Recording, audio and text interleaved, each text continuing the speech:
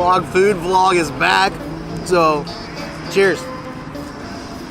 Oh my god. So good.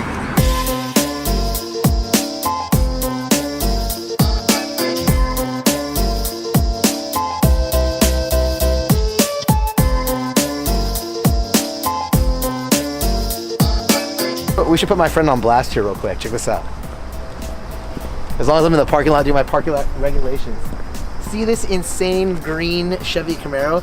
It actually has a reserved parking spot right there. But because this lazy son of a you-know-what doesn't want to walk from there to here, he parks here, so it's a little shorter walk. Don't be so lazy. Like for real, that little bit of laziness, it's gonna infect you. Don't let it infect you. Don't be that lazy. Like, is the real reason you don't park in a handicapped spot because you're not handicapped and like you want to leave the space open, or is it because of the law, right? Like, do you do it as a courtesy or do you do it because you have to? Think about that. There's a fine line between having too many food places in the same shopping center, because then if you have that, there's no parking at lunchtime and then people will go elsewhere. But not us, Luis. Oh, you get up to film me, but you don't get up to get the food, huh?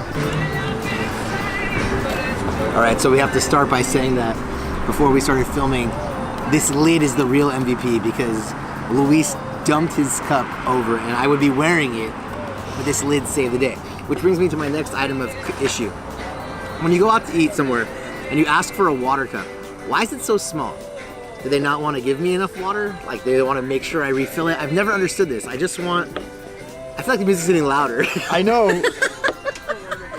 There's no way, but I just want to know, why is the water cup so small? Can we have a water cup that isn't small? I just don't understand where.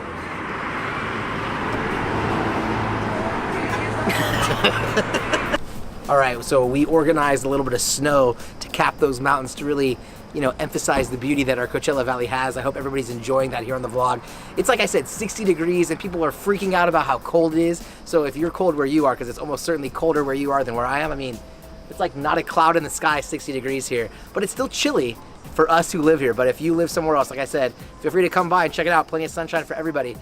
I thought we would take a moment, especially since we're out of the office, and talk about kind of the hiring process. I mean, part of being an attorney, right, is learning the law and how to handle people's cases and their disputes and learning the rules and things like that. But the operation of the business is something that comes up all the time. And frankly, when I meet with clients and they bring me their ideas, like I recently had a guy tell me he wanted to open up a honey business, like serving bee honey. Is it bee honey? Yeah, honey from bees. And I thought that was, let's just say, so far away from what I do for a living. I mean, occasionally I use my stinger, but that's about the only thing that they have in common.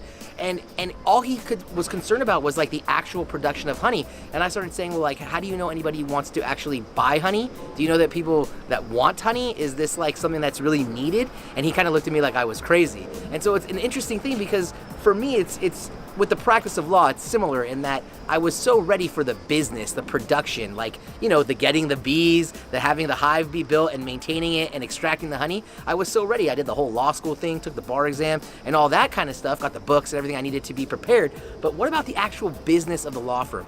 And one of the wrinkles that's been, I don't want to say hardest, but definitely a task I didn't think would be as difficult as it is hiring people.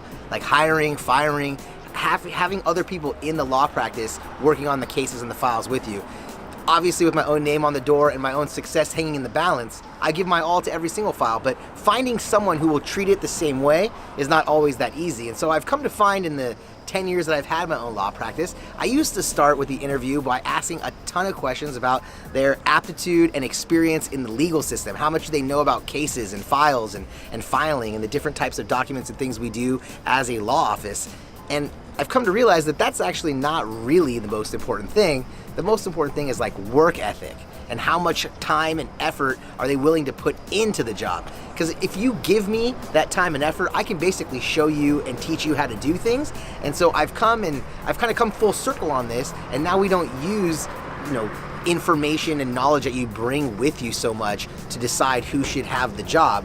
we kind of look at it as who's willing to put in the work, who's willing to absorb the most information, bring their own spin to it and put it back. So I bring this up because, it's interesting. My law practice has been, around for 10 years. The first 7.5 years, I was with maybe 2 legal assistants, like a year and a half with one, and I think about 7 years with the other. Maybe my math's off a little, like 8.5 years total there. But with just 2 legal assistants, and now in the last 18 months or so, we've gone through about 3. And so it's kind of an interesting thing as I find myself having to do the hiring and firing process more, how I'm changing my own views and how we look at it. So now, if you are Karla, our newest receptionist, don't look at this video and think I'm talking about you. I'm talking about the whole life of it. I think Karla's gonna be a great fit. She's doing a great job. I mean, it's only her 4th, maybe 5th day, but so far so good. Hopefully she'll be able to keep it up, and if she plays her cards right, maybe she can get a cameo in Unbillable. So if you think about it, what I'm really talking about is your willingness and my willingness as the business owner to accept and understand the change. And I think it's important to be willing to accept and understand the change. And earlier you were asking me when we were stuffing our faces with those amazing burgers from The Habit, what I did this weekend. I thought we would take a moment just to showcase a little bit of our Coachella Valley, because we have an incredible art installation going on right now called Desert X. I think there's about 10 different locations. We're gonna take you on one that I went to over the weekend that I thought was fantastic. Let's go take a look. All right, so here we are at, I think it's called Lover's Rainbow. This is one of, I believe, 10 different art installations put across the valley by Desert X, a nonprofit group. They did this the year before last year. I think it was amazing 2 years ago. So far, so good. I've seen about 3 of these this year already, and this is my favorite so far. I wanted to make sure we highlighted it on our vlog here for everybody to check out. So if you're up in our Coachella Valley anytime in the next few weeks, make sure you check out Desert X. And of course, this rainbow, let's see, just east of the Rancho Mirage City Hall off of Highway 111. Check it out.